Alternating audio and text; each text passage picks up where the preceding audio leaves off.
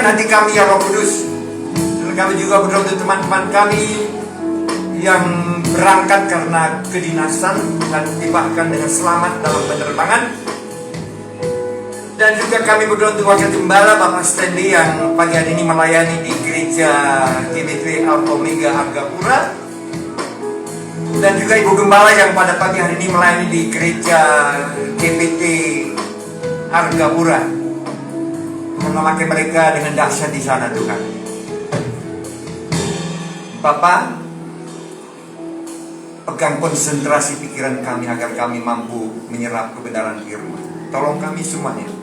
Kuduskan hamba-Mu dan layakan hamba-Mu memberitakan firman-Mu Bapak. Dalam nama Yesus kami sudah berdoa. Haleluya. Sama-sama katakan. Amin. Oh kurang kuat. Sama-sama katakan. Amin. Silakan duduk. Jadi pagi hari ini jemaat kita banyak yang tidak berada di tempat ya.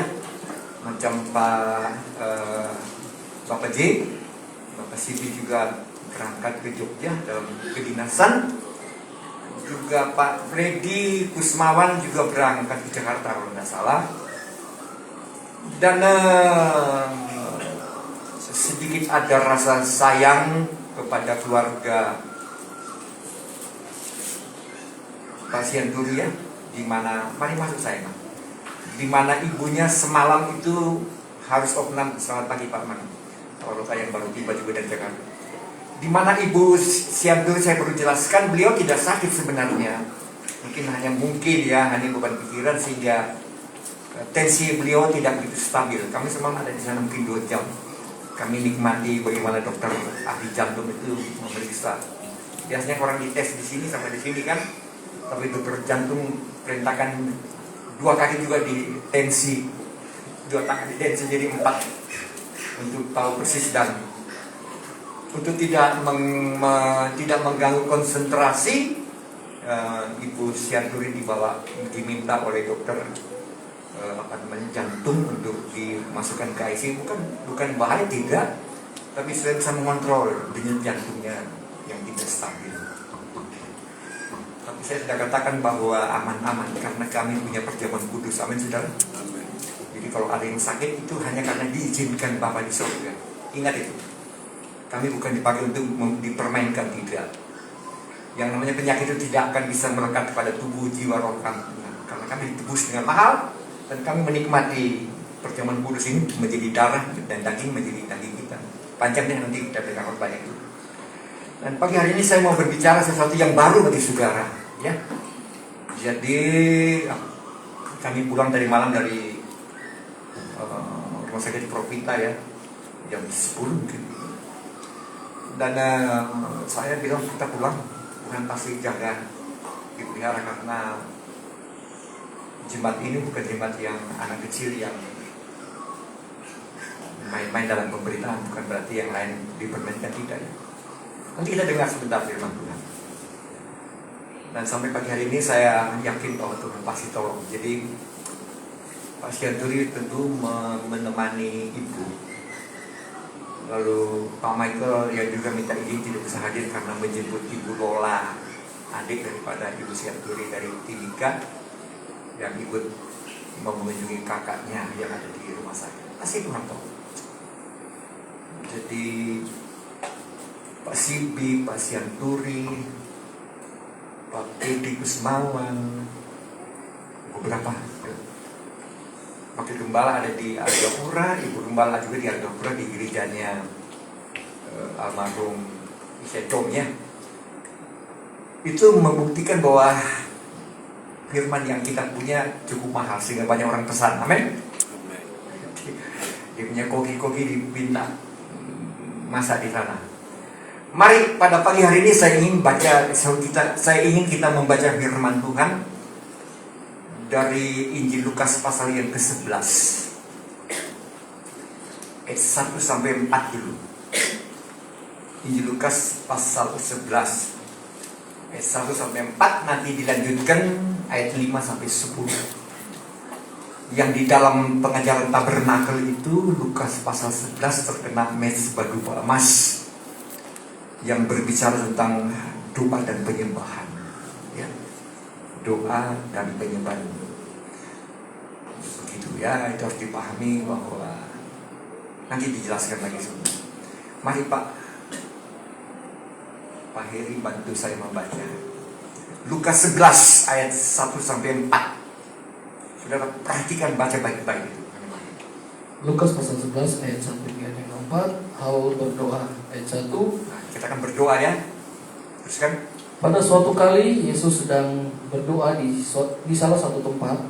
Ketika ia berhenti berdoa, berkatalah seorang dari murid-muridnya kepadanya, "Tuhan, ajarlah kami berdoa sama seperti yang diajarkan Yohanes kepada murid-muridnya." Jawab Yesus kepada mereka, "Apabila kamu berdoa, katakanlah, Bapa, dikuduskanlah namamu, datanglah kerajaanmu, berikanlah kami setiap hari makanan kami yang secukupnya, dan ampunilah kami akan dosa kami, sebab kami pun mengampuni setiap orang yang bersalah kepada kami. Dan janganlah membawa kami ke dalam pencobaan, tetapi bebaskanlah kami daripada yang jahat." Jadi saya perhatikan itu ayat di dalam bahasa Indonesia tidak begitu bagus ya. Karena memang lembaga Alkitab Indonesia itu mengutamakan bagaimana gampang dicerna, kan? Jadi kalau saya baca itu saya harus pakai bahasa Inggris ya. Our Father which art in heaven, hallowed be thy name, dikuduskanlah namamu. Thy kingdom come, kerajaan datang. Thy will be done, kehendakmu yang jadi, jadilah kehendakmu. Give us this day. Nah, ini kalimat ini yang bahasa Indonesia tidak bagus kan? Kalau dalam bahasa Inggris, give us this day, berikanlah kami hari ini our daily bread, roti harian kami. Nah, give us this day our daily bread, and forgive our debt as we forgive our debtors, and lead us not unto temptation, but deliver us from evil. Itu doa Bapa kami. Ini mungkin beda-beda tipis antara versi Injil Matius dan Injil Lukas ya. Itu kekayaan. Jadi kalau kita lihat Matius pasal yang Lukas pasal 11, saya cenderung bilang Matius karena versi Bapa kami ya. Kalau kita lihat Lukas pasal 11 itu, tadi saya katakan menurut pengajaran tabernakel itu terkena mezbah doa emas yang berbicara tentang doa dan penyembahan. Doa dan penyembahan. Dan kalau kita baca ayat 1 sampai 4, itu bagaimana Yesus yang mengajarkan, bukan pendeta, bukan. Maka dia mengajar mereka berdoa ayat 1 sampai 4. Tetapi ketika selesai itu dia lanjutkan ayat 5 sampai 10. Nah, mari baca Pak. Ini yang bagi saya luar biasa indahnya ayat ini.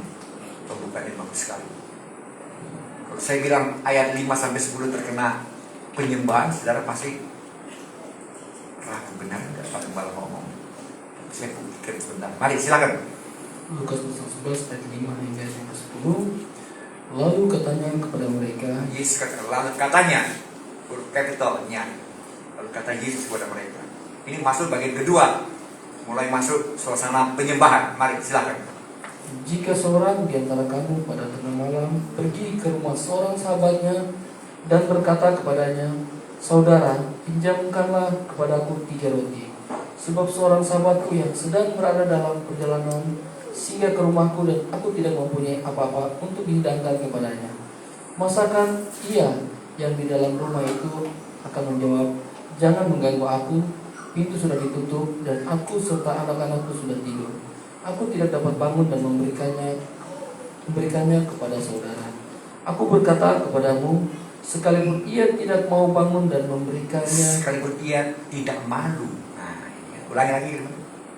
sekalipun ia tidak mau bangun dan memberikannya kepadanya, karena orang itu adalah sahabatnya.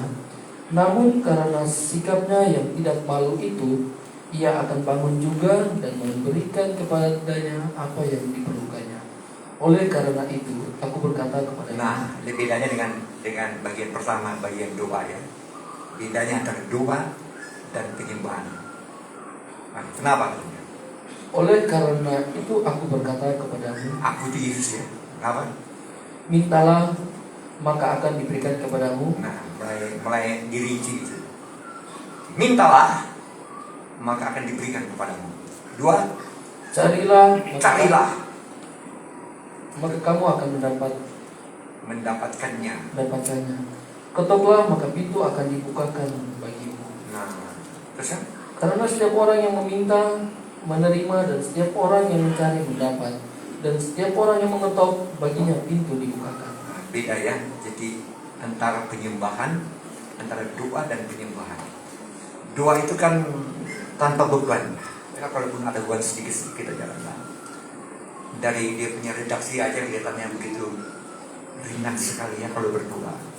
Bapa kami yang di surga, dipermuliakanlah namamu dan tata kerjamu. Udah hafal saya 75 tahun. Saya hafal itu. Saya kan dari sekolah SD Katolik kita hafal mati.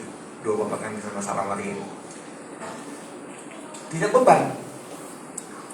Tapi ketika dia masuk bagian kedua ayat 5 itu, dia berbicara tentang ada orang yang mengetok pintu pada malam hari, pada tengah malam, in the mid of the night. Dia ketok pintu. Jadi satu ciri khas daripada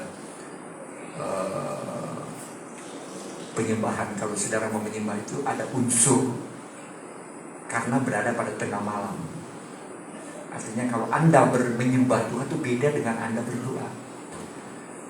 Kalau menyembah itu kita di bawah kondisi pada tengah malam, artinya kita diliputi oleh kuasa kegelapan yang begitu hebat. Tengah malam itu. Jadi kalau kita menyembah Tuhan itu bukan asal nangis-nangis, silakan. Atau kita menjingkrak-jingkrak, oh kami pujian penyembahan, silakan, saya tidak bilang salah. Tapi Yesus memulai sesuai dengan pembukaan firman. Jika seseorang datang pada, saudara dengar yang di belakang, dengar datang pada tengah malam dan dia mengetuk pintu, sahabat, bukakan saya ada keperluan. Nah, tengah malam ini. Jadi kalau kita mau masuk dalam suasana penyembahan, belajar ini firman. Beda dengan berdoa tanpa beban. Karena penyembahan itu minta juga ada unsur minta, cari ada unsur cari, mengetok, tapi di dalam doa tidak ada mengetok ya, langsung ngomong bla bla bla bla. Tapi kalau penyembahan itu kondisinya tengah malam dan kelaparan. Nah,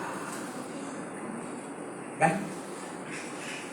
Kalau di doa, cara berdoa kan tidak ada beban tengah malam, Bapak Ibu, Bapak kami di surga. Tapi kalau mau masuk dalam penyembahan itu karena kami berada dalam kondisi tengah malam, berada di tengah-tengah kuasa kegelapan, hebat sekali. Dan kita terbeban untuk mengetok.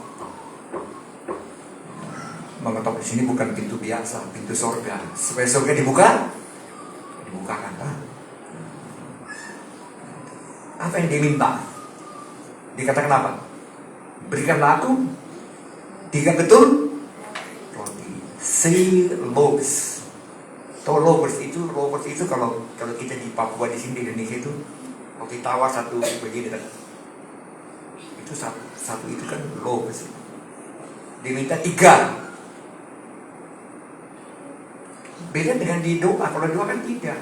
Justru di doa itu kalau saya rinci dikatakan, give us this day, berikan kami hari ini our daily bread, roti yang rutin. Kalau tidak. Satu, tengah malam kedatangan teman yang dalam perjalanan perlu makan.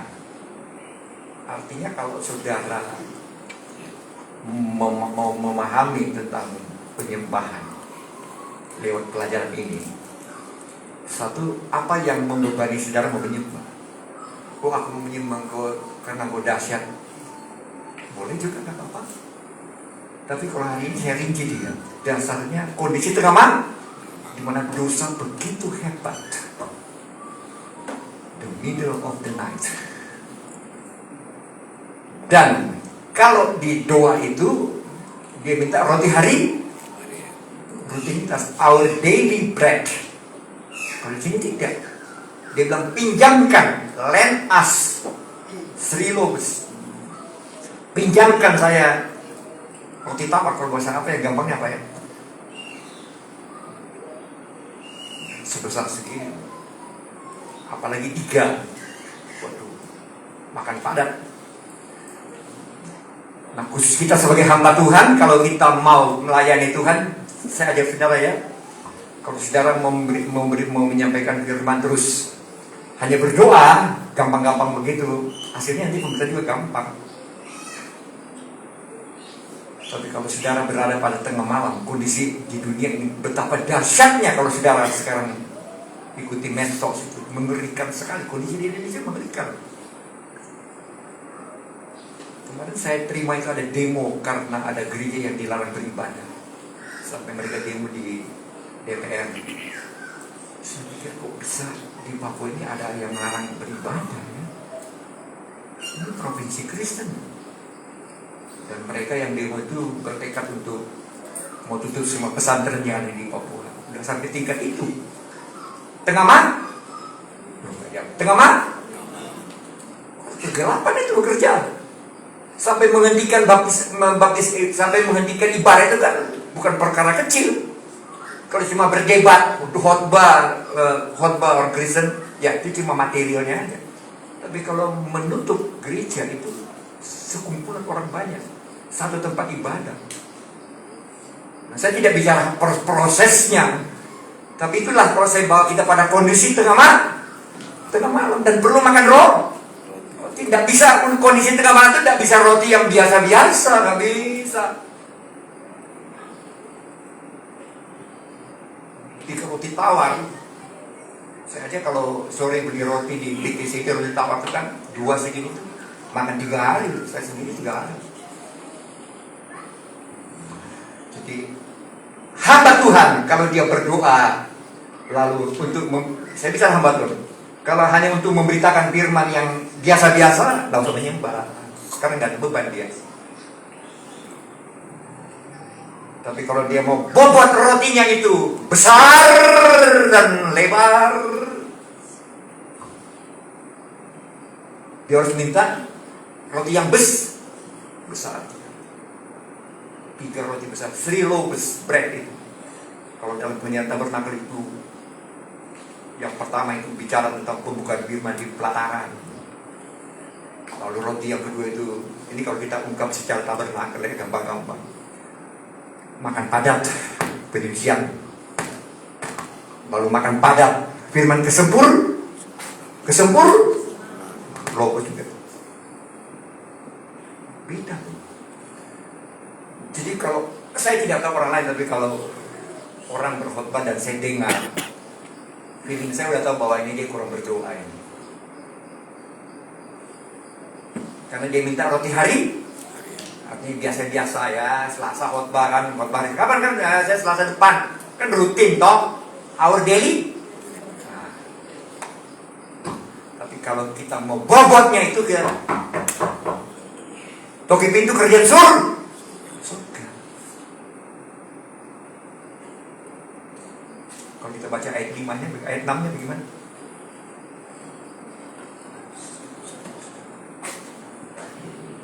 Lukas pasal 11 ayat 6.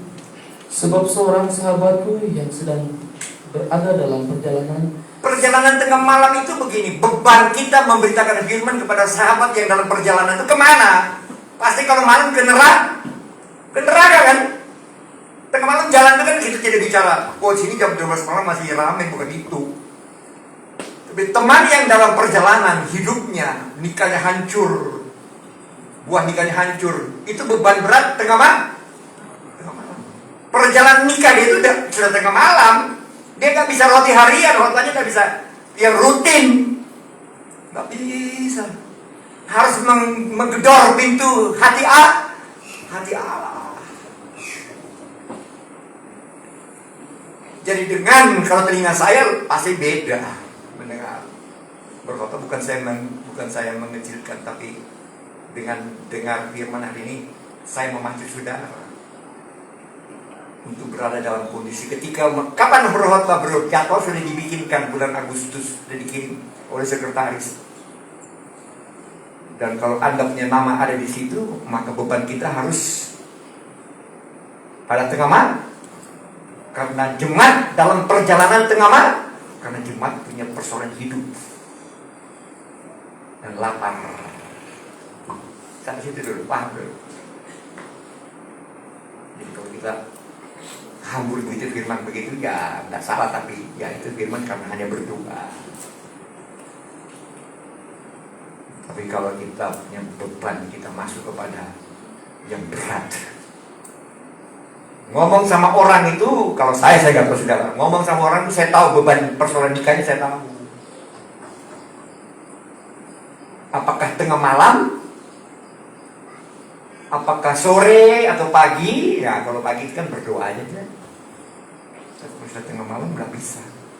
Dia sendiri tidak punya persedia. Dia butuh materi yang banyak. Kan dikatakan apa? Karena aku tidak punya makanan di rumah, nggak ada. Aku minta tolong pinjamkan, borrow. Tapi dia gunakan kata lend. Coba saudara baca ayat 5, 6, 7, 8 itu dalam roh gitu ya. Bisa melihat orang ini punya beban terhadap temannya. Kalau saudara punya beban kepada teman yang baik, beban saya itu perjalanan hidupnya kasihan berat.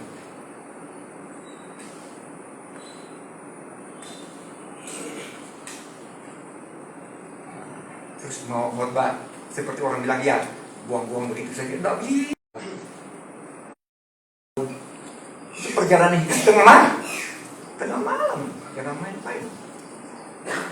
Harus apa? Ketuk pintu.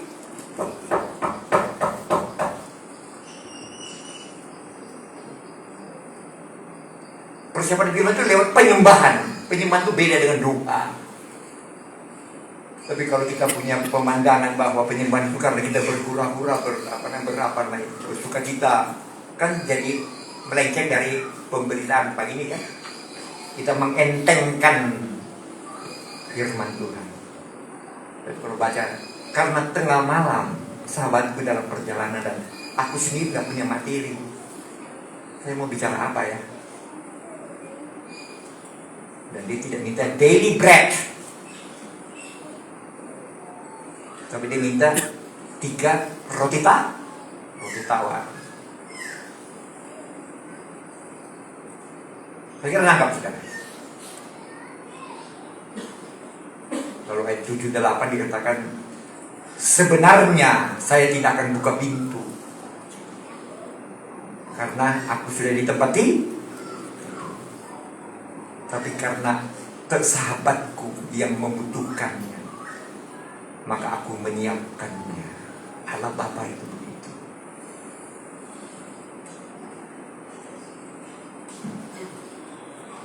Jadi kalau kita ketok pintu, Allah Bapa minta pembukaan rahasia firman, lalu ya asal-asal ya Tuhan juga ya kasih, ya masih ada. Saya bisa nangkap ini.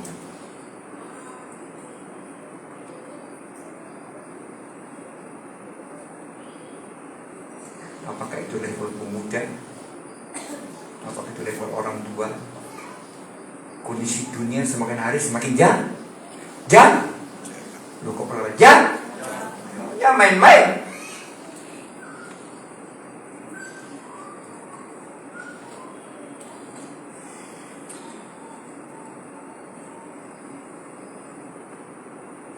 Bagaimana kita menghentikan arus yang sedang berjalan ini?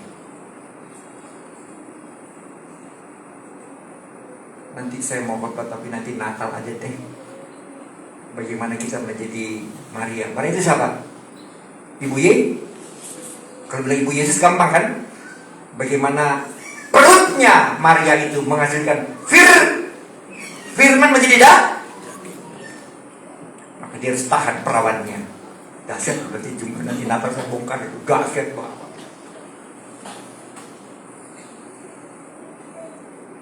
Untuk mendapatkan Yesus itu tidak gampang.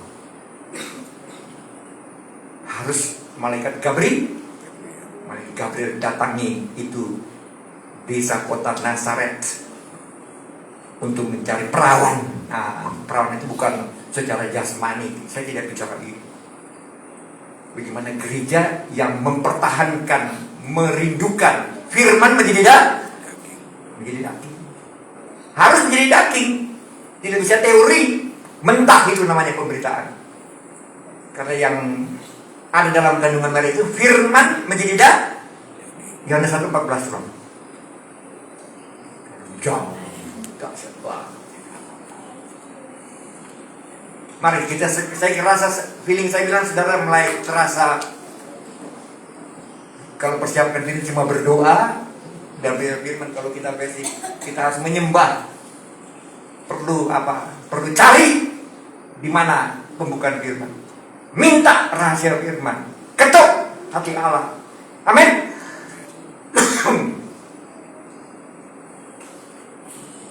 Melihatnya begitu. Ya, silakan. Yohanes pasal 1 ayat 14. Firman itu telah menjadi manusia. Nah, terus kan? Dan berdiam di antara kita. Nah, Dan kita telah melihat kemuliaannya, yaitu kemuliaan yang diberikan kepadanya sebagai anak tunggal Bapa, penuh kasih karunia dan kebenaran. itu versi Yohanes. Itu firman menjadi daging. Tapi dia masuk dalam kandungan siapa? Nanti Lukas baru ada. Maka Gabriel turun ke bumi mencari seorang perawan Maria di satu kota yang namanya Nazaret, yang sedang berpacaran dengan seorang suami yang pantang menghamili Maria sebelum pernikahan. Oh, ayatnya ada tuh. Lukas pasal 1. Maka Yusuf tidak bersetubuh sampai Yesus lahir. Tapi nanti buang jauh-jauh nanti. Desember baru saya buka rahasia ini, dahsyat banget itu. Artinya kalau generasi kita dulu bebas ya, bagaimana? Kapan kita punya waktu untuk generasi baru ini kita rubah? Apakah kita menciptakan pemuda yang menjadi Yusuf? Apakah pemudinya menjadi Maria? Nanti Natal baru dibuka. Kita buka sekarang dulu ini. Sebenarnya dia mau bilang saya nggak bisa buka pintu. Sepertinya kalau seorang hamba Tuhan dia ingin menemukan hasil firman, sepertinya Allah mahal buka pintu. Tapi sudahlah, supaya tidak malu, maka dibukanya itu dan diberikan apa yang dibutuhkan. Hebatnya Yesus di situ. Sama-sama roti, tapi ini roti harian, rutin. Mau kapan khotbah? Nanti saya Kamis depan. Ya gampang. Nanti pulang terlambat dari kantor juga nggak apa-apa. Buka sebentar, kira. Duduk sedikit atau ada HP-nya buka. Nggak apa-apa. Itu memang pendoa. Hamba Tuhan yang hanya bisa mendoa waktu buka firman.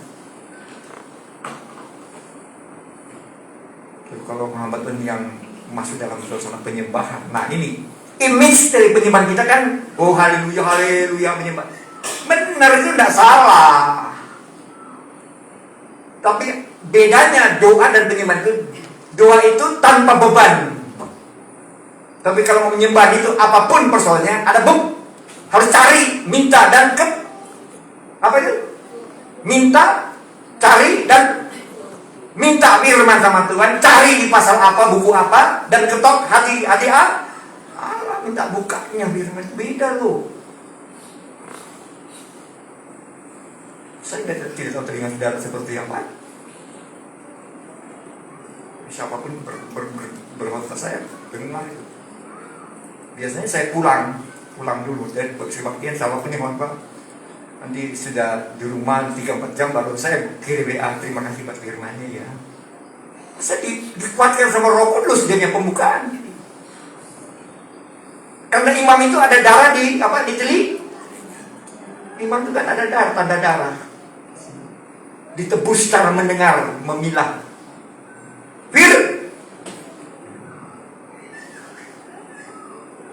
Karena ada karunia ketujuh apa? Karunia ketujuh. Karunia membedakan bermacam-macam roh. Discerning of spirit. Jauh bukannya.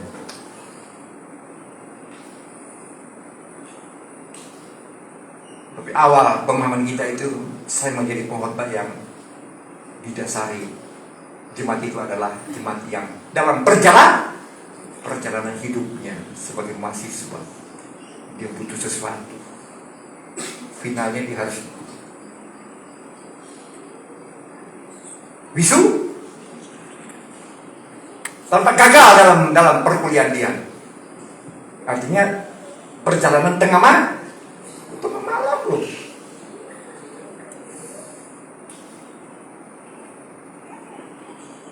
Tapi kalau kita sudah terbiasa dengan anggap sepele, remaja dan pemuda itu mengerikan loh. Bagi saya tidak bukan hal biasa.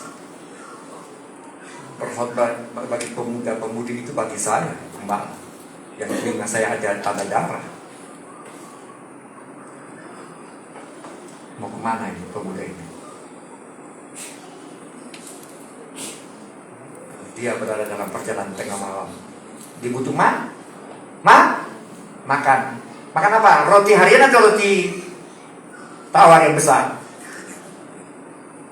Dia kan tidak bilang, Bro, saya minta ada roti ya. Oh enggak ada, ya udah apa? Roti apa kan? Enggak begitu. 3 loaves. Saya waktu balik saya bisa.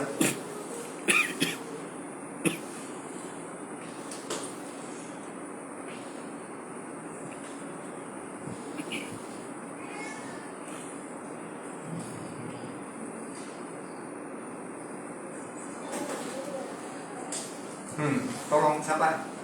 Tolong Tian, tolong di ini yang. Cepat. Ini Anda harus makan, pemuda-pemudi makannya ini. Bukan roti manis. Oh saya tidak makan roti manis. Tuh, pindahkan.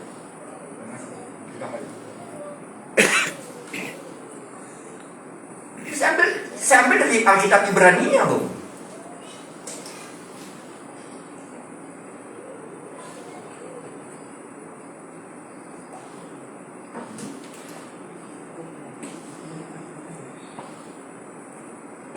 Riwayat kalau ini nama riwayat dari Pak.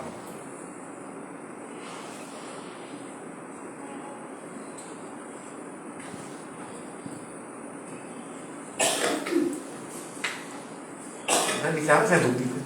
Ya. Pak tampilkan dulu. Ini yang diminta.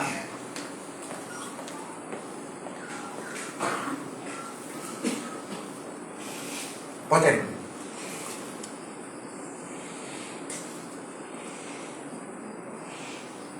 Saya berbicara di mimbar saya, Anda bertanggung jawab sama Tuhan. Dimana dia pernah menjadi manusia. Yesus kan bukan cuma sekedar juru selamat yang menyembuhkan Anda dari penyakit. Dia firman yang menjadi manusia. Sudah, mana? Tunjukkan.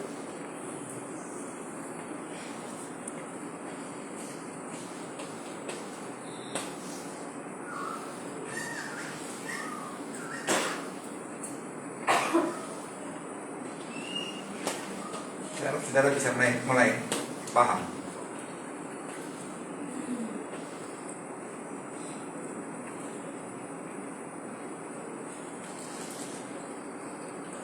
Bagaimana pemuda-pemudi itu sampai wisuda baru dia masuk pernikahan. Wah hebat. Bukan saya menyalahkan yang salah, bukan. Karena masalah perjalanan tengah malam. Baca baik-baik. Sahabatku dalam perjalanan tengah malam membuat saya harus ketok pintu. Udah.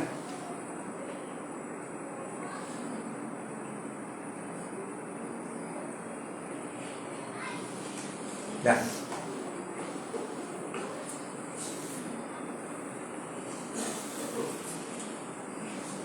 Bisa dibantu? Jadi kalau kita baca sudah beda, sama-sama minta apa namanya? Minta roti.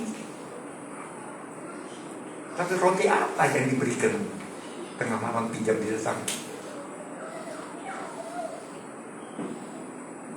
Saudara,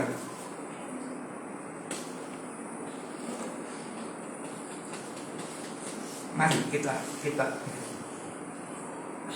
perhatikan firman Tuhan ini. Karena apa yang saya ngomong saya bertanggung jawabkan. Sepertinya ketika saya turun Tuhan tanya, kau ngomong apa tadi?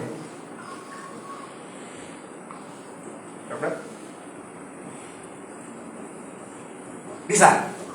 Tidak bisa? Wah, sayang banget ini.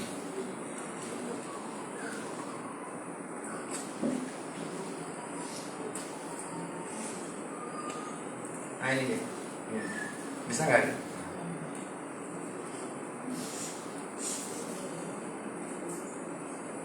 Roti tawar nih. Ini satu.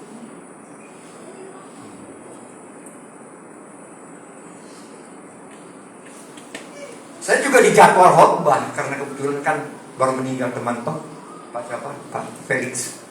Jadi sekarang ibunya baru mulai coba menjadi gembala dilatih. Pas ini bilang, opa nanti minggu depan bagi saya itu bukan khotbah. Kalian bisa memainkan menu mereka makan apa di sana? Roti harian atau roti tawar yang dimakan?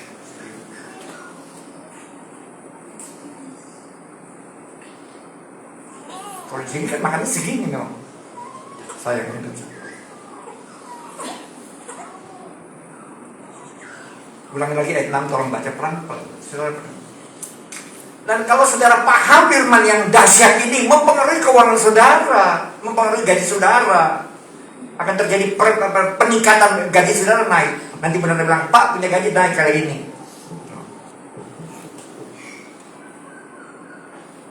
Silakan ayat 6, ayat 5. Lukas 11 ayat 5. Lalu kata Yesus kepada mereka, jika seorang di antara kamu pada tengah malam terus pergi ke rumah seorang sahabatnya dan berkata kepadanya, saudara, pinjamkanlah kepadaku 3 roti, sebab seorang sahabatku yang sedang dalam perjalanan singgah ke rumahku dan aku tidak mempunyai apa-apa untuk dihidangkan kepadanya. Ya. Jadi itu sebagai seorang hamba Tuhan itu kalau ada temannya yang namanya sahabat rohani, kalau berbicara kan tidak ngomong TikTok tidak loh. Kalau saya berhadapan dengan siapa saya harus tahu bisa diajak ngomong ini siapa, nanti saya ngomong. Selevel saya enggak. Kalau cuma asal ngomong kan enggak mau saya.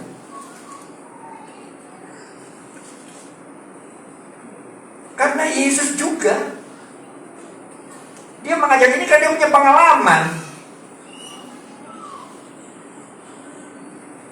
Lukas 22 coba. Yesus itu pernah ketakutan loh. Masa dalam penyembahan dia ketakutan.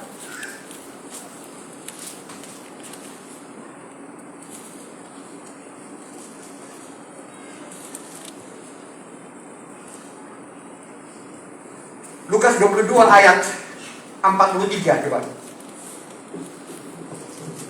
Lukas 22 ayat 43.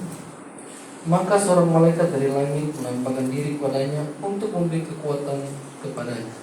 Nyati siapa ye? Yesus itu berdoa di taman Getsemani itu dalam teruskan 44. Ia sangat ketakutan. Nah, Yesus ini ketakutan loh. Menghadapi penyalipan daging itu Yesus ketakutan, bukan gampang-gampang. Perlu malaikat memberi kekuatan buat dia. Kalau bahasa Inggris dikatakan sangat ketakutan, sehingga bapaknya mengirim seorang malaikat memberi kekuatan. Mungkin dipijit-pijit begini kah? Apa yang beri kasih kekuatan sama Yesus? Tapi kalau dibilang dia ketakutan menghadapi penyalipan yang besar itu.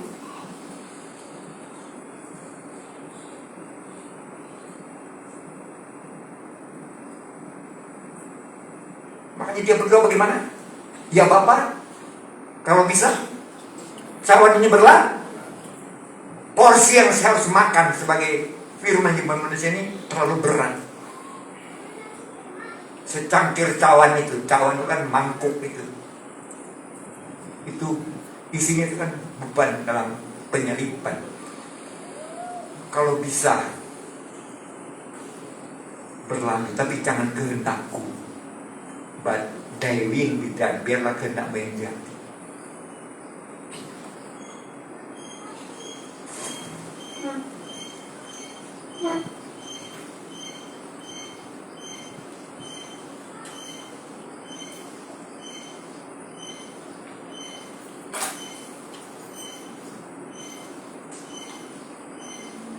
Taman Getsemani itu kalau di dalam bahasa Yunani artinya tempat pemerasan minyak. Karena di Taman Getsemani di dalam terjemahan lain di apa? Kebun said. Buah said itu menghasilkan minyak. Kalau diperas, kurapannya tinggi. Amin. Kalau Anda sebagai pengkhotbah hanya asal-asal berdoa biasa, pengurapannya kurang. Bukan karena kau bisa, oh haleluya, kita kondisikan gemetar kita dibati otak. Itu pembohongan. Kalau kau sendiri tidak punya rasa takut sama firman, jangan menakut-nakuti jemaat. Amin. Amin. Amin.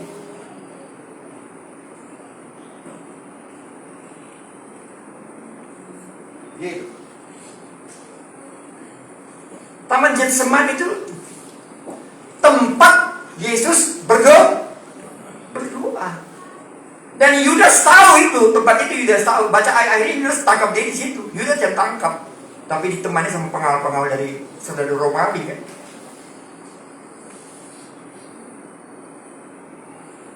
Taman Getsemani itu ada sungai Kidron di sana. Agak ke dalam ada satu tempat taman Getsemani.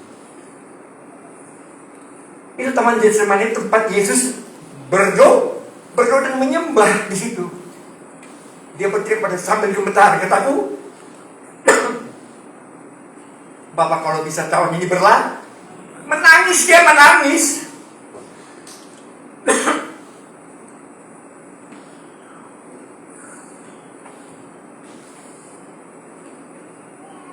Dan kalau dia bilang kalau bisa cawan ini berlalu, bapaknya dengar atau tidak? Tidak, dibiarkan dia.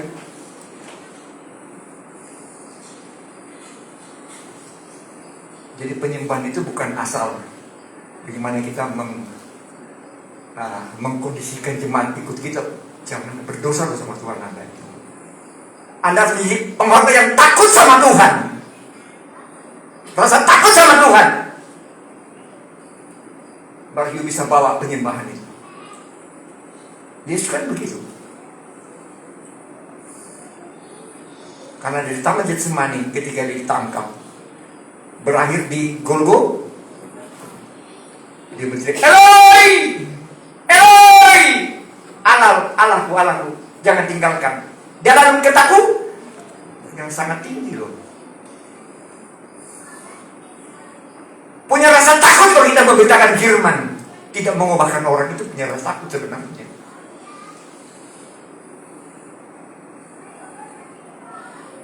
Supaya orang yang dengar itu takut Tuhan. Kalau Anda sendiri tidak takut Tuhan, Anda mau ajar apa?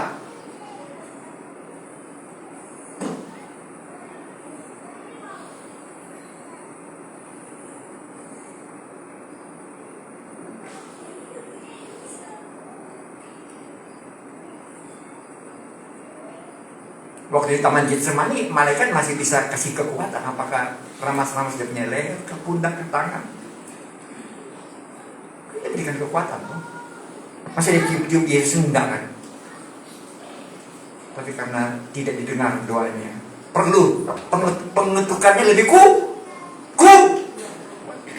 sampai ke saat itu. Eloi, Eloi. Coba Lukas 22.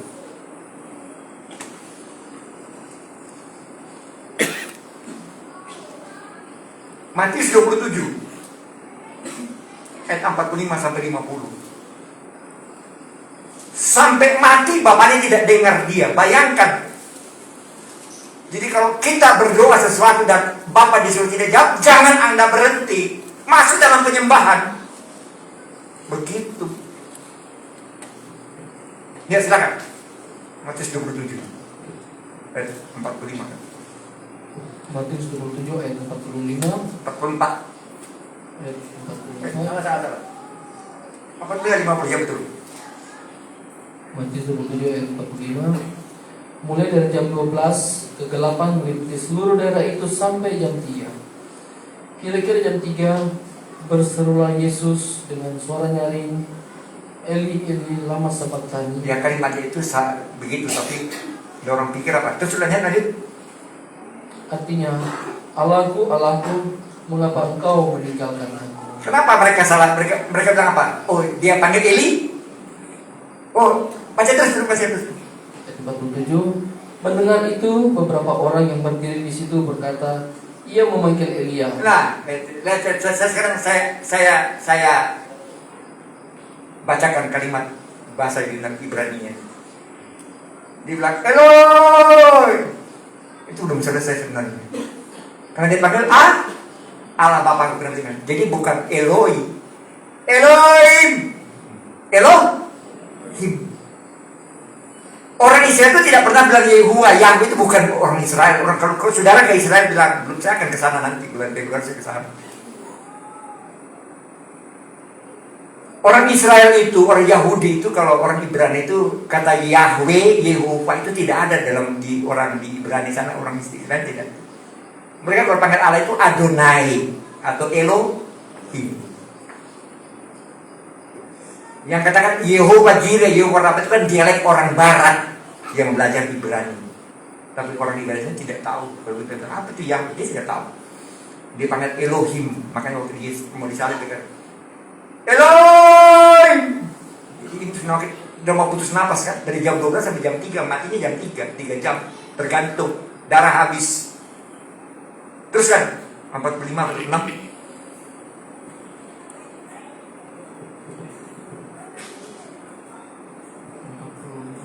Kira-kira jam 3 berserulah Yesus dengan suara nyaring. Bayangkan dari jam 12 sampai jam 3 4 kali dia berdiri Elohim. Terus kan Elohim, Elohim, lama sabachthani.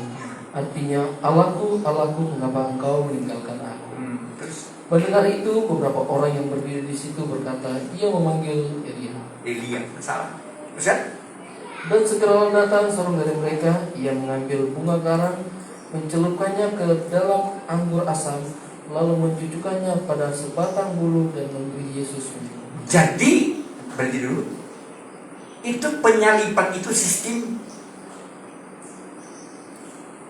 Bagaimana orang-orang zaman Romawi itu mengalami hukuman mati.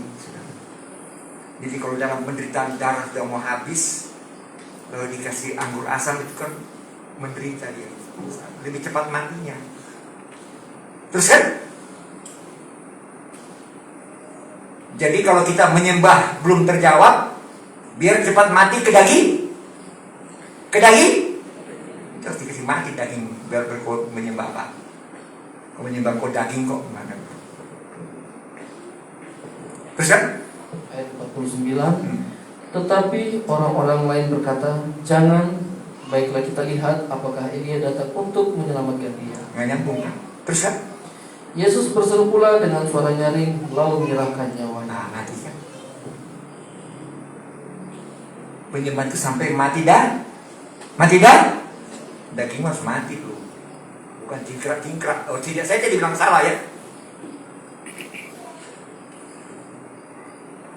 Karena menyembah menangis hari Selasa menangis berlutut. Harus mati daging itu.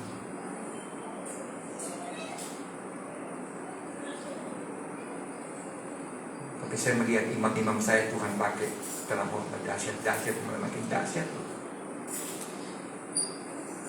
Saya tahu mereka mulai masuk dalam penyembahan.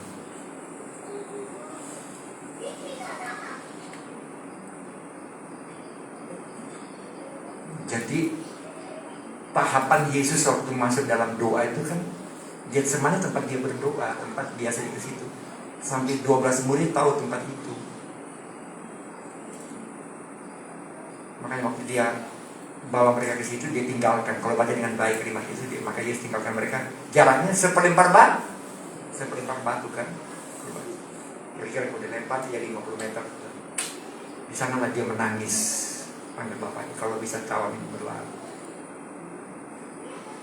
Tapi Yesus itu kan selain dia manusia murni, dia murni.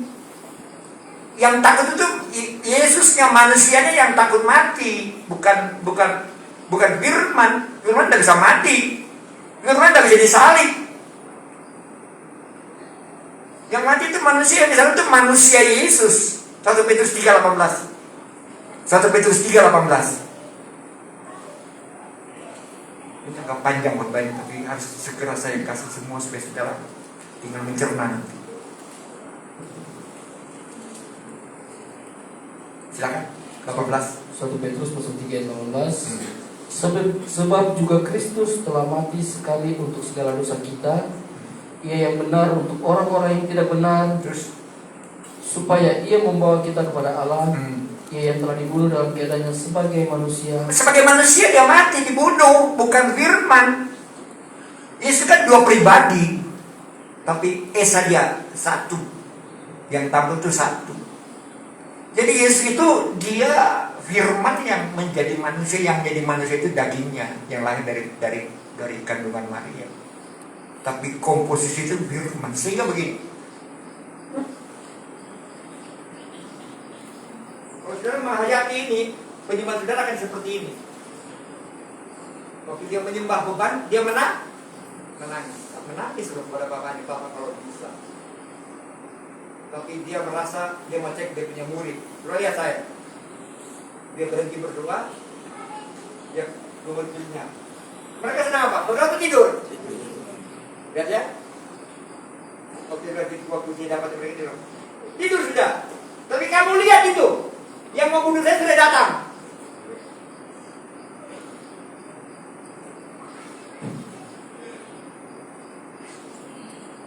Sudah lihat, Yesus dua pribadi, tapi tidak terpisahkan. Dua pribadi tapi tidak terpisahkan. Antara daging dan fir, yang mati di salib itu, yang takut mati itu Yesus, yang tidur di perahu manusia Yesus. Kalau Allah tidak pernah tidur, Firman tidak pernah tidur dari awal Kejadian pasal 1 ayat 1 tidak Firman. Pada mulanya Firman itu bersama-sama dengan dan Firman itu dia tidak bisa disalib. Yang disalib itu dagingnya Yesus. Nah dagingnya itu yang disalib ada mencerai, penyalipan, harus dimakan. Amin.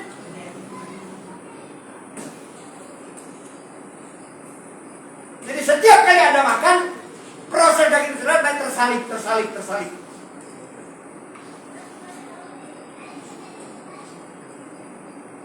Contoh misalnya, kami semalam di ruangan lantai 5, kamar 5, dan hampir 1 jam. Sebagai saya waktu berdoa saya menangis buat anak saya, prioritas anak saya kan. Saya nangis. Oke, saya merapat kita berpikir saya nangis sebagai manusia. Tapi kalau Firman jadi daging, kita mengalami hal yang sama. Ada keberanian. Setelah saya menangis, berdoa, satu kekuatan dari Allah. Sampai saya mau pulang, saya bilang buat Pak Siantori, aman dia pulang. Nah waktu Yesus dia dalam ketakutan, dia suruh murid-muridnya bangun. Dia bilang, yang mau tangkap sudah datang. Lihat ya. Terus dia tinggalkan mereka, dia tanya, cari siapa kamu? Begitu kan? Yang tanya itu siapa? Manusia atau Firman? Bukan Firman. Tidak takut. Kalau Anda memang Firman jadi daging, proses hidup Anda berbeda nanti. Pada satu saat waktu ketakutan datang, bisa lenyap. Bangun, yang tangkap saya sudah datang. Baca berikutnya. Dia tanya, cari siapa? Cari Yesus. Saya, tangkap. Tapi suruh mereka pergi. Luar biasa ini. Suruh mereka pergi. Tangkap. Dia takut tidak? Ya, tapi yang tidak takut itu firman, harus firman digenapi. Waktu berdoa itu yang berdoa itu manusia Yesus yang berdoa, orang firman tidak perlu berdoa. Nah, Anda dan saya juga begitu. Anda ibadah di sini punya rasa takut sebagai manusia normal. Dan kalau firman yang diberitakan itu jadi daging, Anda beda. Keberanian itu akan muncul seketika.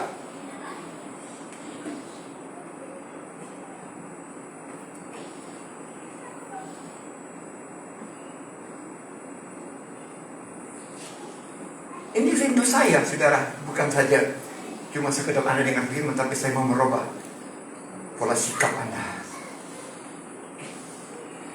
Sudah saya katakan dalam jemaat ini, setelah kita tiap ibadah itu makan perjamuan kudus, kematian itu tidak ada. Hanya kalau Bapak di surga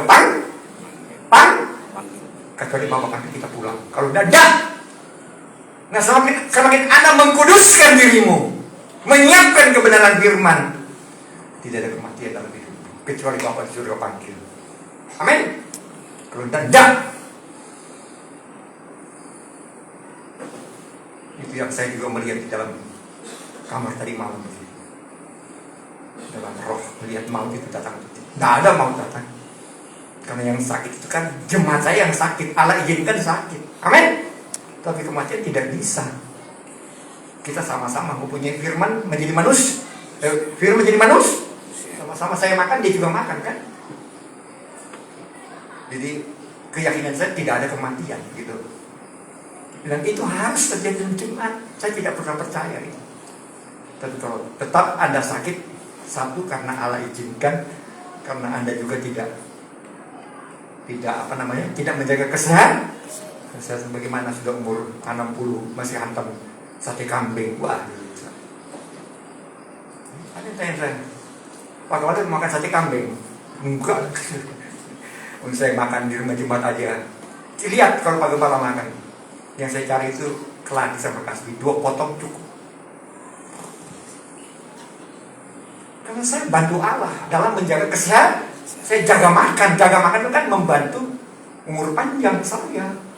Masa saya berdoa untuk tidak mati lalu saya makan hantam babi, hantam kambing, mati saya. Saya jaga kesehatan pola makan sama saya. Dijauhkan Tuhan. Sampai 90 pun saya masih hidup nanti. Yesus pun demikian. Dari siapa kamu? Dari saya. Mereka suruh pergi, kalimatnya begitu. Maka dia suruh lepaskan mereka. Tangkap. Jadi Yesus kalau berjalan itu 2 pribadi. Anda dan saya pun demikian. Mulai hari ini pulang dari gereja, Anda berjalan 2 pribadi dalam dia. Pribadi yang satu takut akan Tuhan. Tidak mati kau.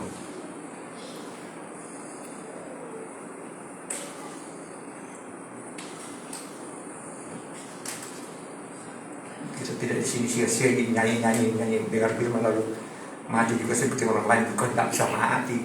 Karena kita kena Filipi pasal 1:1. Hidup itu Kristus, mati itu bukan rugi. Kan rugi dia hanya mati, enggak rugi loh. Yang panggil Bapa di sorga. Tapi untuk sampai ke situ kita punya modal kita kerjakan nggak modal kita jaga pola makan. Ada teman saya udah umur juga sama-sama 74. Tapi kalau namanya sate kambing, wah suka banget. Di mana satenya enak? Oh, sate kambing di Jepura itu enak sekali. Orang Madura kan. Tuhan tolong aja ya. Saya makan daging itu aja deh. Nah Yesus begitu. Jam doa, dia doa. Jam penyembahan. Ketakutan silakan, tapi dia jangan coba-coba dilawan. Itu Anda harus begitu.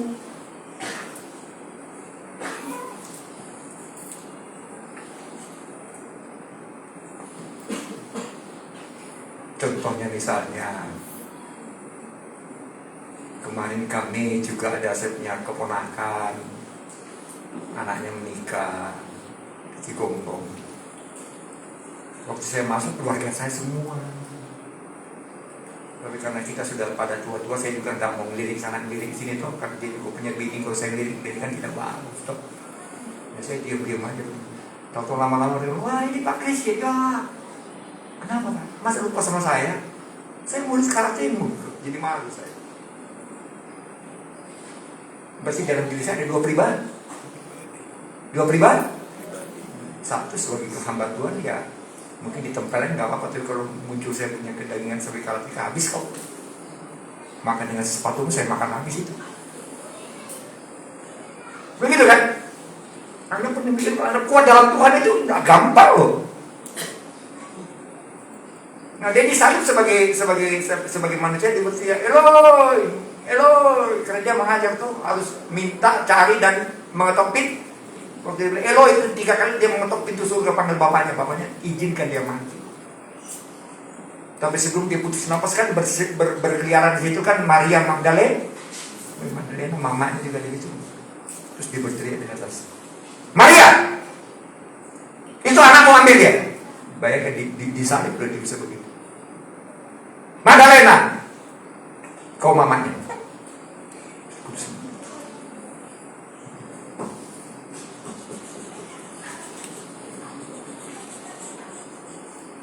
Saya mengasihi jemaat, saya mengasihi pemuda-pemudi, saya mengasihi engkau. Tapi kalau kekuatan pengamalan saya muncul waktu itu saya makan habis dosa.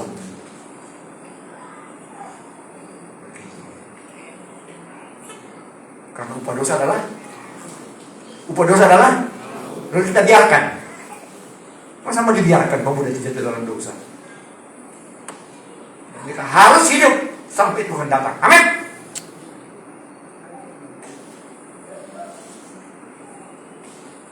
Ini perjuangan berat seorang gembala. Kalau sudah masuk sampai pada tahap sebagai gembala, sudah tidak pikir makan. Aja saya makan. Saya biasa dia makan sama anak-anak saya. Makan di B1 sana yang enak-enak. Tapi pasti enggak semua saya makan. Karena pribadi saya ada sebagai pendeta, saya tidak boleh semua orang makan. Harus ngerem saya. Nah begitu pun Anda. Di salib dia masih berteriak. Dia lihat mamanya berteriak, hei Maria! Akan ada Yohanes, adiknya kan, Yesusnya adik. Maria, itu anakmu dulu. Hei Yohanes, itu mamamu. Masih begitu dia. Kebenaran masih terucapkan di salib. Itu Yesus. Waktu dia tidur di perahu, yang ngantuk siapa? Manusia yang ngantuk. Dia gitu digoncang sama ombak, dia bangun. Hei ombak, diam. Muncul ilahinya muncul. Anda pun demikian. Satu waktu Anda sama saya akan terpisah, kota jauh. Tapi keberanian yang saya tanam diri Anda itu akan muncul satu saat. Kalau ketakutan datang, Anda pasti muncul. Nah jadi pengalaman. Pak Gembala waktu saya di sini sempat takut, tapi puji Tuhan. Nah,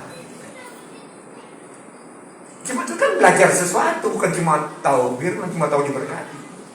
Dan pada waktu mau datang, dia harus tampil bisa lawan. Mari saudara, kita jadi orang Kristen itu harus komplit.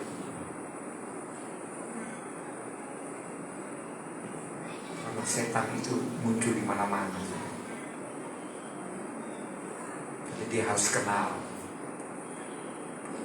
Sama seperti setan kenal Petrus. Dia bilang, Yesus saya kenal. Kau siapa? Saya makan kau nanti. Kan Iblis kan bilang begitu. Saya kenal kau. Kau Petrus toh. Saya makan kau nanti. Dia bilang begitu. Yesus saya kenal. Tapi kau siapa? Satu waktu kalau saudara tidak percaya, satu waktu itu akan muncul. Setan bisa bicara, kau siapa kau? Cil kau. Dan ini tidak boleh ada dalam diri saudara. Ibadah di sini tidak boleh. Anda harus. Amin. Kuat dalam Tuhan.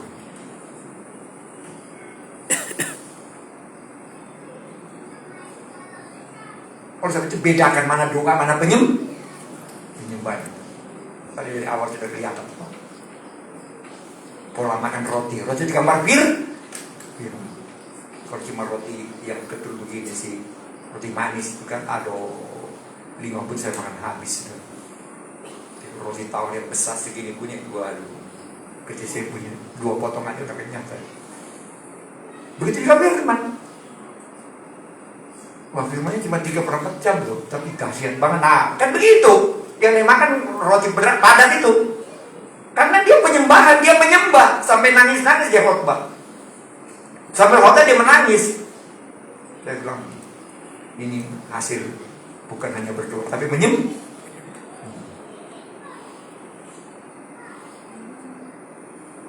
Mari saudara, kita ini berhadapan sama setan sungguhan loh, bukan setan-setanan. Setan yang pembunuh manusia kita berhadapan, bapak pembunuh lagi dia itu kita lawan. Dia kalau tidak kuat ini, kita punya materi daging kita tidak mencapai dengan daging Yesus, kita kecil materi. Diludahi dia talempar kita sama setan. Oleh sebab itu di mana ada perjamuan kudus itu, hormati sungguh-sungguh. Karena semua pemberitaan itu nanti diolah menjadi roti dan anggur. Kami katakan apa dalam Yohanes 6 ayat 53-54. Bukan cuma sekedar roti dan anggur, tapi kata Yesus apa? Nah, silakan.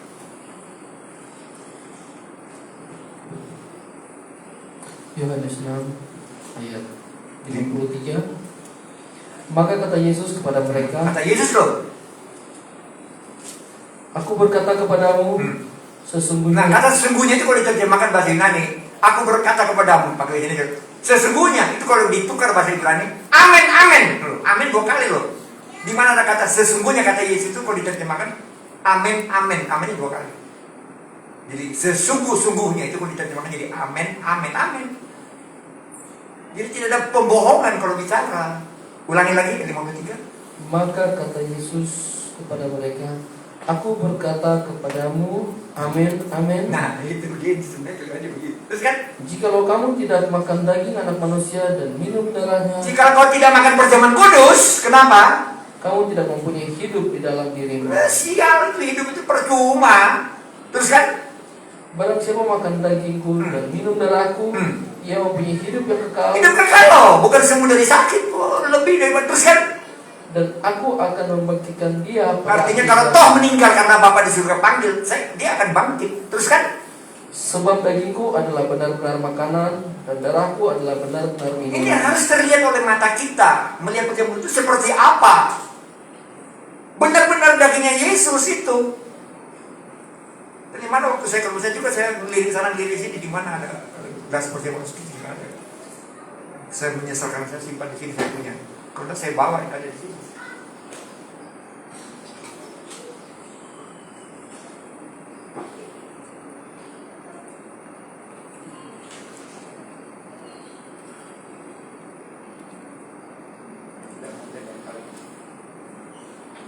Jadi saya bawa itu cadangan. Kalau jemaat yang sakit, terpaksa harus sakit, saya bawa itu buat Anda makan. Yang Anda makan daging sungguh-sungguh. Masa makan kambing aja tekanan darah naik, benar kan? Oh, karena dia tadi tekanan darah tensi naik. Nah, tadi makan kambing katanya. Gimana di AB katanya. Apa ini daging Yesus kalau makan? Ada perubahan dalam darah. Diabetes itu bisa disikat benar sama darah Yesus. Jangan main-main. Harus yakin itu, amin.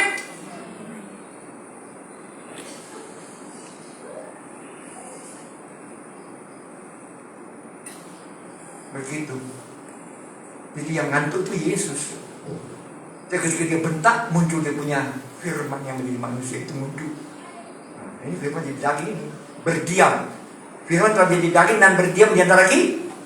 Berkata berdiam itu dalam Yohanes 14 itu, kalau dalam bahasa Inggris dwell among us, diam di antara kita. Kalau dalam bahasa Yunani dikatakan dia bersekina glory atau dia bersekeno. Firman telah menjadi manusia dan berdiam ternyata dia bertabernakel pada hasilku.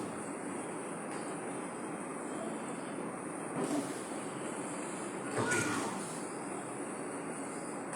Saya merindukan teman saya mengalami hal seperti itu.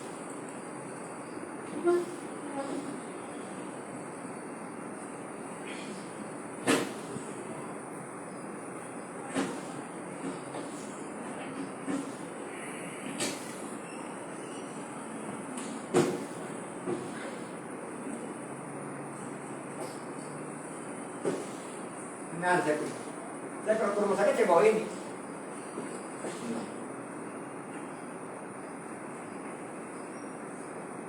Karena saya sayang saudara, saya nggak mau saudara mati loh. Amin. Kali bapak kita panggil pulang. Kata-kata Yesus. Barang saya makan daging kuda dan darah, dia punya hidup dia kan, dan dia akan bangkit. Kesimpan.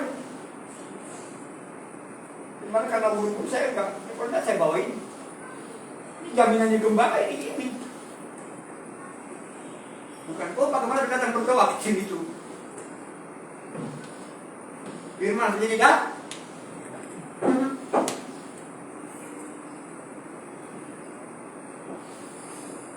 Nah ini kita lihat sudah. Masih panjang, sudah jam 11.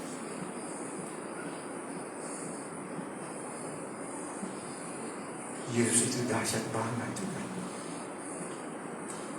Dan dia tidak pernah berbohong.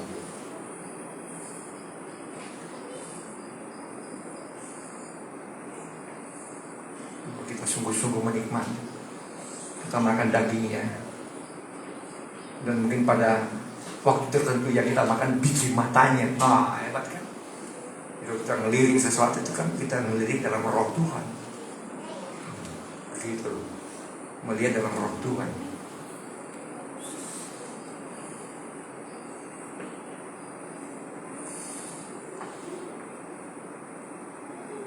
Dia sampai takut, sampai dikatakan dia sangat ketakutan. Manusianya yang takut. Dan itu ada pada kita. Normal kalau kita ketakutan, tapi harus bisa cepat dia berubah. Oke, mari saudara, saya merindukan hal ini, kita mendengarkan firman. Bedakan kapan Anda berdoa, kapan Anda menyembah Tuhan. Jadi kalau menyembah Tuhan itu, menyembah itu harus di backup sama 3 kata Yesus. Mencari, mendapat, meminta, sudah apa? Diberikan dan ketok. Tahapan pada waktu Anda menyembah Tuhan bukan hanya suara Anda yang gemuruh. Benar, itu tidak salah. Tapi setan juga lihat dia lihat dia kecil. Dia boleh tahu bahwa Anda yang berdoa dan menyembah itu dengan suara yang gemuruh, tapi Anda takut Tuhan. Itu setan bilang, bahaya loh. Dia makan kita habis dengan sepatu-sepatu. Begitu. Saya berikan saudara kekuatan yang benar. Karena kalau kita masuk kita wahyu pasal yang pertama, gembala sidang itu malaikat itu wahyu 1 kan begitu. Kalau gereja namanya kaki dian, tapi bintang itu adalah malaikat gembala itu. Nah, berfungsi nggak gembalamu itu sebagai malaikat? Harus berfungsi. Pada waktu Anda ketakutan, saya mendukung Anda. Jadi kalau tiba-tiba ada telepon dari rumah sakit, ada jemaat yang sakit, pertama yang saya yakin itu, dia setia makan firman. 1. Yang kedua, setiap ada perjamuan suci dia makan, menang itu. Cukup, udah, nggak usah saya kasih gembala apa saya lebih kuat ini daripada Krisnoya. Betul? Ini lebih dahsyat loh. Jangan main-main.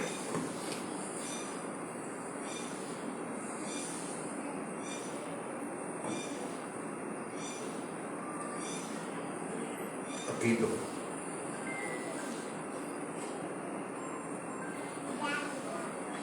Mari saudara.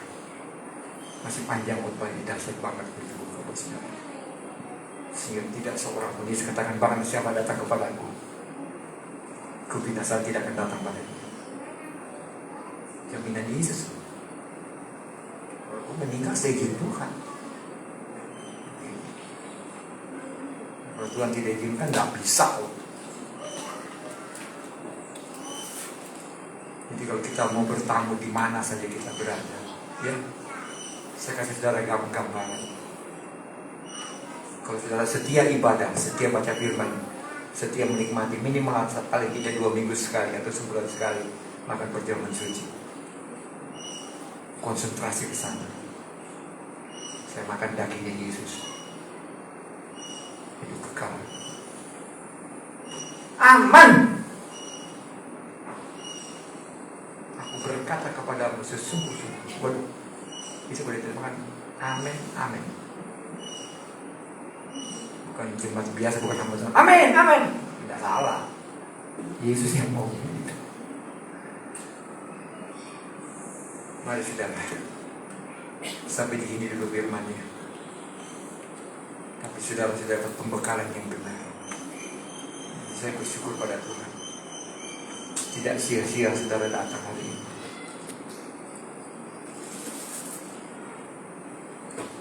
Apa yang kita dengar, iman itu timbul dari pendengar. Kita dengar iman, dengar dan kita amin Tuhan. Jadi iman. Tapi setelah kita akan tubuh Tuhan, iman jadi perbuatan. Sebab iman tanpa perbuatan dengar firman timbul iman. Roma 10:17. Tapi ketika ada di tangan kita darah dan daging, jangan main-main. Tundukkan kepala. Pemain musik siap. Bapa di surga, aku sedang menyampaikan sedikit dari kebenaran firman. Tolong kami, kuduskan kami. Firman yang kami dengar sudah menjadi iman kami yang teguh. Tapi kami akan masuk dalam proses yang kedua, iman menjadi daging dan darah. Dalam nama Yesus kami sudah berdoa. Amin. Mari petugas main. Walaupun banyak yang berangkat, kita tidak tergantung yang berangkat. Semua juga Tuhan pilih. Kita dengar hari ini Tuhan tolong kita. Ada bayi nanti udah mau diserahkan nanti. Mau serahkan lagi, kami serahkan. Kasih tangannya Pak Gembala. Pak Gembala dia bawa pada Allah. Lengkap namanya siapa? Lagunya apa? Ibadah. Oh ibadah. Saya cari di mana? Pesawat berapa itu ibadah minggu raya di mana?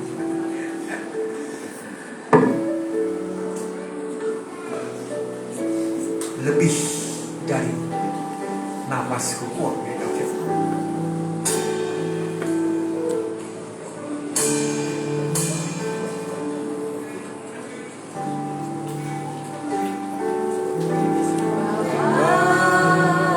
Petugas lagi. Siapa seniornya? Mari. Pak Heri, mari. Tapi di mana?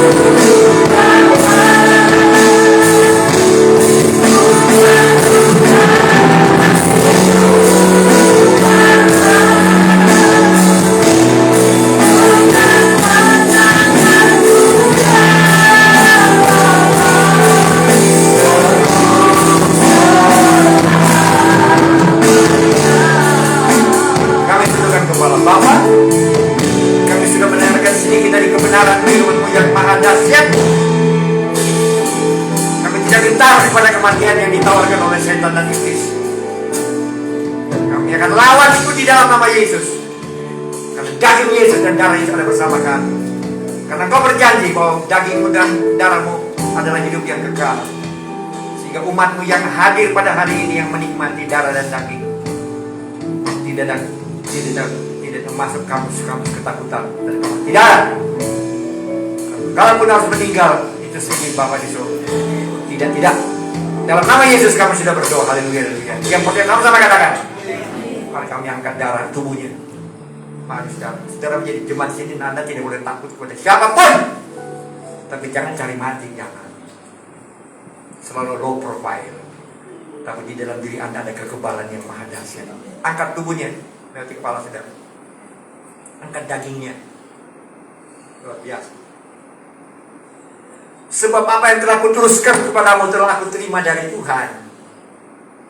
Yaitu bahwa Tuhan Yesus pada malam waktu Ia diserahkan mengambil roti, dan sesudah itu Ia mengucap syukur atasnya, Ia memecah-mecahnya dan berkata, inilah tubuhku yang diserahkan bagi kamu.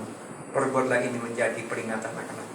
Kita percaya ini daging Yesus. Kita makan sama-sama dengan iman dalam nama Yesus.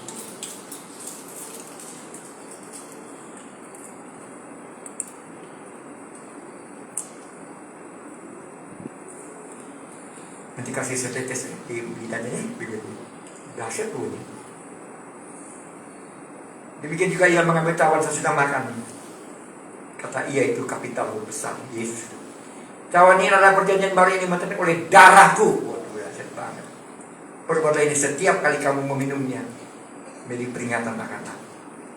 So, setiap kali kamu makan roti dan minum cawan ini, kamu memberitakan kematian Tuhan sampai akhir. Kita percaya di dalam Yesus. Kita tinggikan dan kita minum sama-sama dalam nama Yesus.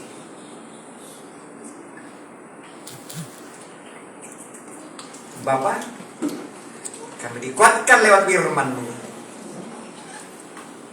bahwa daging kami bisa saja mengalami kematian. Itu kata Yesus. Tapi mempunyai meterai kuasa kebangkitan.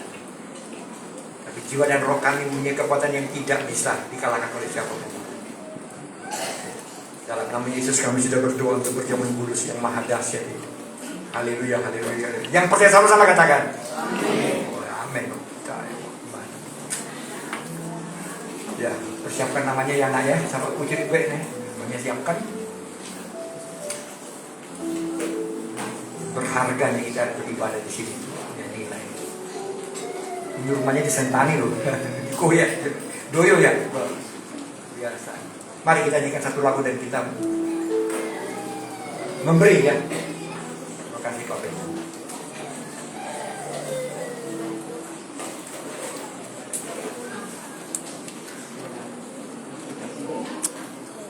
Oh iya, mau penyerahan anak dulu mana? Lagunya apa sih? Silakan. Oh, belum terserah. Kalau sudah diproses namanya apa lengkap kita serahkan. Di badai topan dunia Tuhan.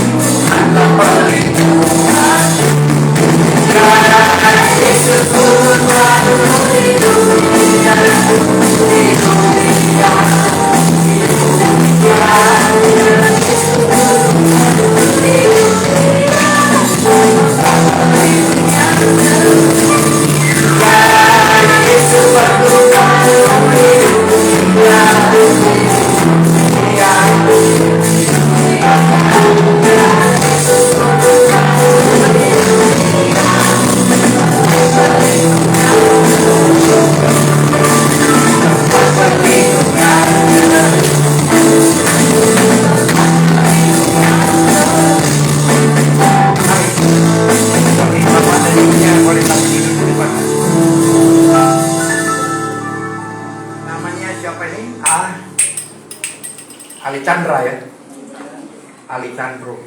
Oh, ini pemain bola di mana sih? Argentina atau Spanyol? Gak ada mana tuh. Zahe.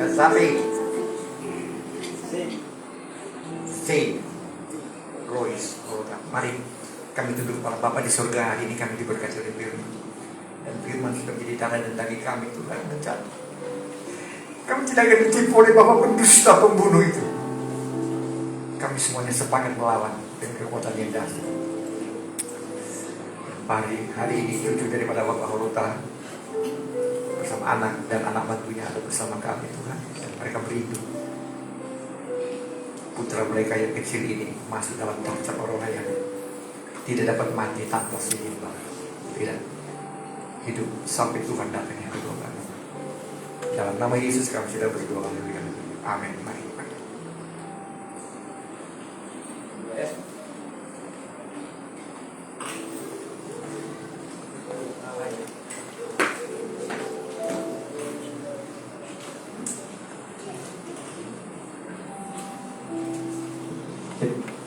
Alejandro, nyong ya. Bapa di surga, anakmu UP Horota mengasihi engkau Tuhan bersama istrinya, anaknya. Mereka mencintai engkau, mereka mendengarkan firman-Mu, mereka mengamenkan itu dalam iman mereka, dan mereka pulang bersama anak mereka yang menikmati cicipan darah itu yang dahsyat. Dalam nama Yesus kami sudah berdoa. Haleluya, haleluya. Mari Bapa di surga, mari cuma saya sudah kita berdiri semuanya. Hari ini putra dari Paku Alejandro Lois Horota, Bapa di surga, dalam nama Tuhan kami Yesus Kristus, putra terbaik daripada cucu Pak Horota yang ada pada pagi ini, di dalam nama Tuhan Yesus Kristus, darah-Mu berkuasa melindungi papa dan mamanya, melindungi anaknya, putranya yang terbaik. Hari ini diserahkan kepada Tuhan Yesus, masuk dalam daftar orang-orang yang tidak kenal takut kepada Bapa.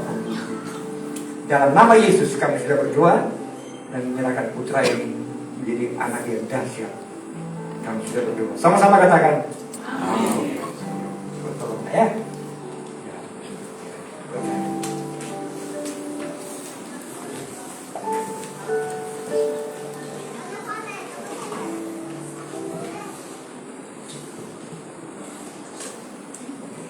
Mari kita sudah memberi sudah ya.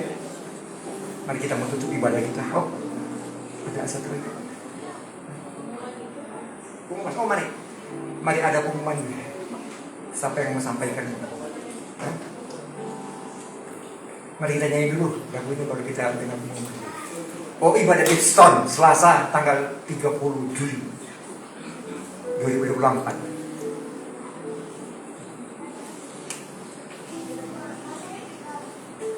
Ya, tapi ini sudah hari apa? Oh sudah ya, ini dari hari Minggu Raya tanggal 4 Agustus. Juga hari Kamis tanggal 1 Agustus ya. Juga hari Selasa. Tuhan siapkan kita semuanya. Datang ibadah saudara, semuanya tetap ada perjamuan kudus. Kita semakin kuat dalam Tuhan. Dan Yesus mulai dengan kata, aku berkata kepada sesungguhnya. Mari kita nyanyikan lagu ini dan kita mengakhiri ibadah kita. Selasa ibadah Bridgestone, Kamis Bible Studi, hari Minggu ibadah Raya. Saya undang kita makin berdiri semua dan kita tutup ibadah kita. Ya.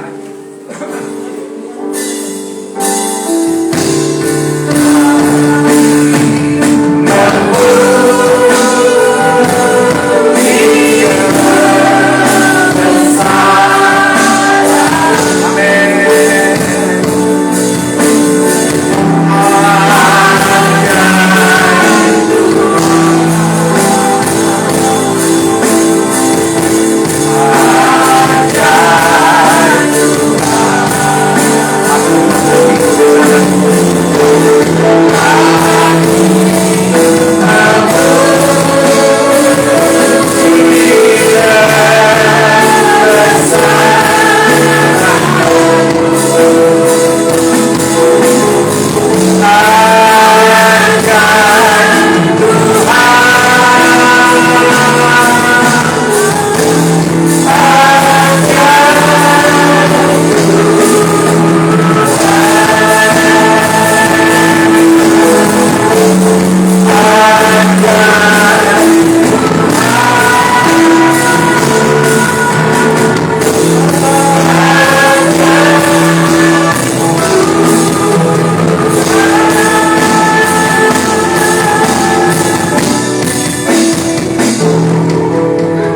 Bapa di surga, terima kasih untuk ibadah yang Kau imamati dengan kekuatan darah-Mu dan daging-Mu.